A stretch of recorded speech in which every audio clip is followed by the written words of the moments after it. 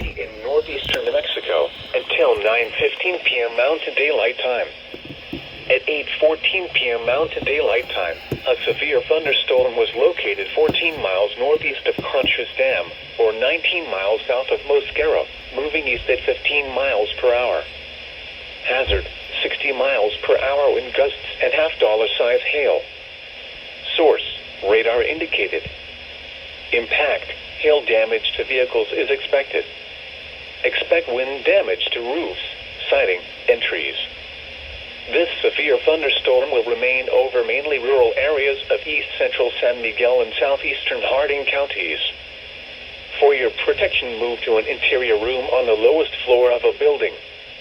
Repeating, a severe thunderstorm warning has been issued until 9:15 p.m. Mountain Daylight Time for the following counties in New Mexico: Harding and San Miguel.